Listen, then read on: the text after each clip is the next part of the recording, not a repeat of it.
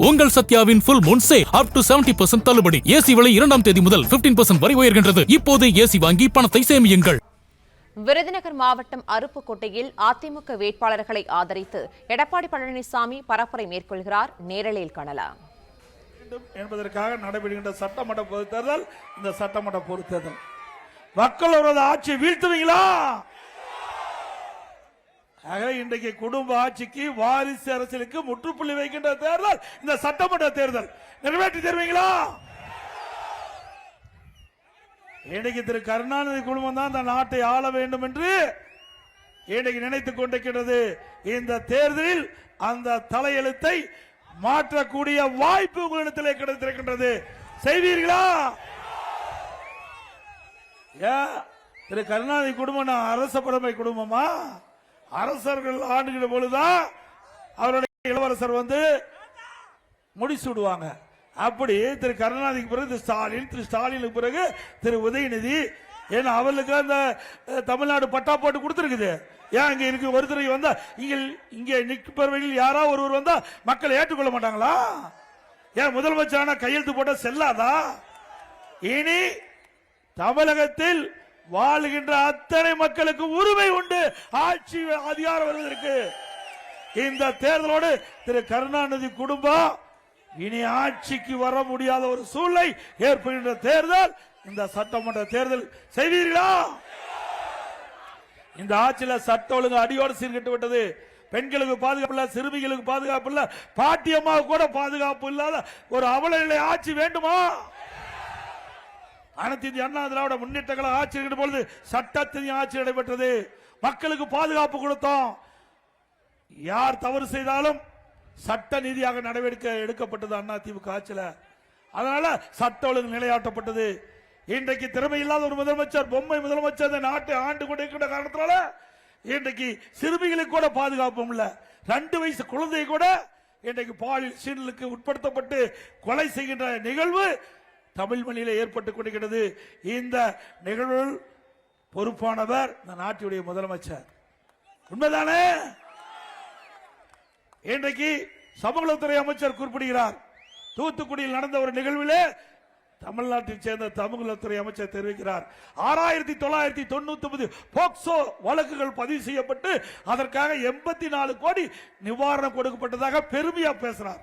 POCSO சட்டம்னா சிறுமிகள் பாலியல் சீண்டலுக்கு உட்படுத்தப்பட்டு அதில் பதிவு செய்யப்படுகின்ற வழக்கு போக்சோ வழக்கு. 6999 வழக்குகள் பதிவு செய்யப்பட்டு சொன்னா 5 ஆண்டு திராவிட முன்னேற்ற கழக ஆட்சியில் 6999 சிறுமிகள் பாலியல் சீண்டலுக்கு உட்படுத்தப்பட்டுன்னா இந்த ஆட்சி தேவையா? இன்றைக்கு போதைப் பொருள் கஞ்சா விற்காத இடமே இல்லை. உண்மைதானுங்க? இவ்வளவு பிரச்சனைக்கு காரணம் கஞ்சா போதை ஆசாமிகள். இன்றைக்கு இந்த ஆட்சி ஏற்பட்டதிலிருந்து கஞ்சா விற்பனை அமோகமா நடக்குது.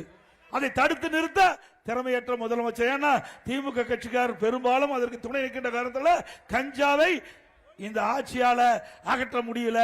அண்ணா திமுக ஆட்சி மலர்ந்தவுடன் 3 மாதத்தில் இந்த கஞ்சா தமிழகத்தில் இல்லை என்ற நிலை உருவாக்குவோம். தமிழகத்தில் அறவே கஞ்சா விற்பனை இருக்காது. சட்டத்தின் ஆட்சி நடைபெறும். கிட்டத்தட்ட நான் 4 ஆண்டு 2 மாத காலம் ஒரு ஆட்சி செய்த காலகட்டம் சட்ட ஒழுங்கு சிறப்பாக பேணி காக்கப்பட்டது. மக்கள் பாதுகாப்பா இருந்தாங்க, சிறுமிகள் பாதுகாப்பா இருந்தாங்க, பெண்கள் பாதுகாப்பா இருந்தாங்க. ஒட்டுமொத்த நாட்டு மக்களும் பாதுகாப்பாக இருந்த ஆட்சி அண்ணா திமுக ஆட்சி. அண்ணா திமுக ஆட்சி ஒரு பொற்கால ஆட்சி என்று மக்களால் பாராட்டப்படுகின்ற ஆட்சி அண்ணா திமுக ஆட்சி. இன்றைக்கு இந்த ஆட்சி எப்பொழுது போகும் என்று மக்கள் எண்ணிக்கொண்டிருக்கின்ற நிலையிலே தேர்தல் வருகிறது. இந்த தேர்தலிலே உங்களுடைய மகத்தான ஆதரவிலே எங்களுக்கு தாருங்கள் என்று இருவரும் வேண்டி கேட்டுக் கொள்கிறேன்.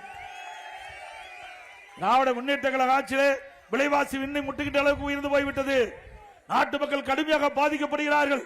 அண்ணா திமுக ஆட்சியில விற்ற அரிசி விலைக்கும் திமுக ஆட்சியில விற்கிற அரிசி விலைக்கு நீங்க எண்ணி பார்க்க வேண்டும். ஒரு கிலோவுக்கு 30 ரூபாய் உயர்ந்து விட்டது இந்த திமுக ஆட்சியில. என்ன ஒரு கிலோவுக்கு 60 ரூபாய் உயர்ந்து விட்டது.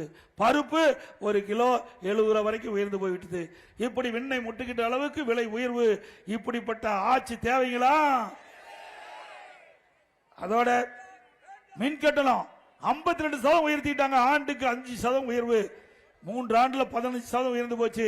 இப்போ அதிமுக ஆட்சி இருந்ததை காட்டிலும் இப்பொழுது திராவிட முன்னேற்ற கழக ஆட்சியில 67% மின் கட்டண உயர்வு. இன்னைக்கு கடைக்கு 6 மணிலிருந்து 9 மணி வரைக்கும் டபுள் சார்ஜ் 2 மணி கட்டணம் வசூல் பண்றாங்க. அதே போல நகராட்சி மாநகராட்சி பேரூராட்சியில வீட்டு வரி 100% உயர்த்தப்பட்டு விட்டது. ஆண்டுக்கு 5% வீட்டு வரி உயர்வு, கடவரி 150% உயர்வு, ஆண்டுக்கு 6% உயர்வு. குப்பைக்கு வரி போட்ட ஒரே அரசாங்கம் திமுக அரசாங்கம் தான். அதை கூட விட்டு வைக்கல. குடிநீருக்கு வரி உயர்வு, இப்படி மக்கள் மீது மிகப்பெரிய வரி சுமையை சுமத்திய அரசாங்கம் திமுக அரசாங்கம் என்பதை இந்த நேரத்தில் சுட்டிக்காட்டி, இந்த விலைவாசி குறைவதற்கு, இந்த வரிகள் குறைப்பதற்கு ஒரு நல்ல ஆட்சி தமிழகத்திலே மலர நீங்கள் அத்தனை பேரும் துணை இருக்க வேண்டும் என்று இருகரம் கூப்பி வேண்டி கேட்டுக்கிறேன். இன்றைக்கு ஸ்டாலின் பேசுறார், எப்பொழுது பார்த்தாலும் தமிழ்நாடு தான் இந்தியாவுக்கே முதல் மாதிரி மாநிலம். எதுல கடன் வாங்கல முதல் மாநிலம். உங்கள் சத்யாவின் full moon sale up to 70% தள்ளுபடி. ஏசி விலை 2ஆம் தேதி முதல் 15% வரை உயர்கின்றது. இப்போது ஏசி வாங்கி பணத்தை சேமியுங்கள்.